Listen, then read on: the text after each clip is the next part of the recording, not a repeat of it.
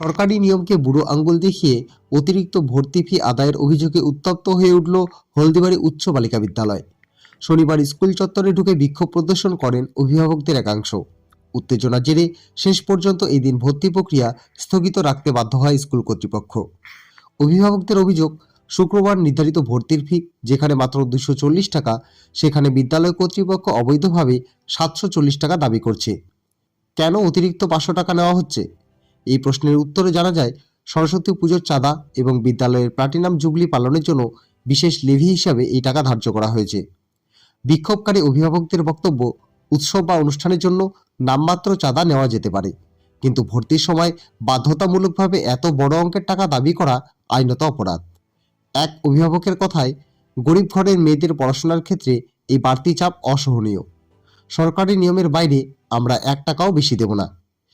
বিক্ষোভের মুখে পড়ে স্কুল কর্তৃপক্ষ পিছু হটতে বাধ্য হয় এবং আপাতত ভর্তি প্রক্রিয়া বন্ধ রাখা হয়েছে। আমাদের স্টুডেন্টদের জন্য বেশি করে ফিস নেওয়া হচ্ছে, সেই জন্য আমরা এখানে আন্দোলন করার জন্য আসছি। 240 টাকার বেশি আমরা দিতে পারবো না। আমাদের এইটাই হচ্ছে মেন আন্দোলন। এটা কোন স্কুল? এটা হচ্ছে হলদিবাড়ি গার্লস স্কুল। যে ম্যাম, এটা আধুরা সরকারি আধুরা বেসরকারি। আমি বলছি ম্যামকে মাসে মান্থলি করেন, মাসে 50 টাকা বা 100 টাকা নিন, আমাদের ওইটা রসিদ দিতে হবে যে এত করে নিচ্ছি। আমরা 740 টাকা দিতে পারবো না, চাই যে 240 টাকার বেশি দিতে পারবো না। আমরা যেটা সরকারি ফিস ওইটাই দিব।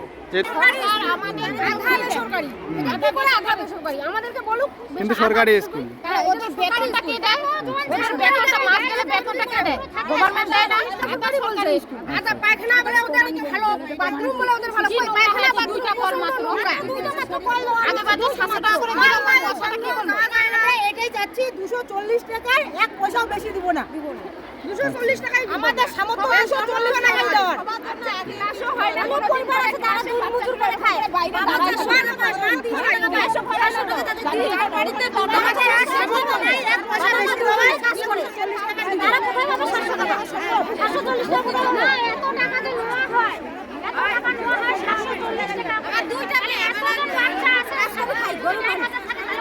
হ্যাঁ, কি বলছেন? আমার 2 টাকা পুলিশ রাখলো, পুলিশ নিয়ে আসলো, 2 টাকা টাকা লেবারে কাজ করে খায়, 2 টাকা পুলিশ কাজে লাগায়। আমরা যাচ্ছি সবাই সমান ফিস নিক, 240 টাকা করে সবারই হবে, কেউ কম কেউ বেশি হবে না।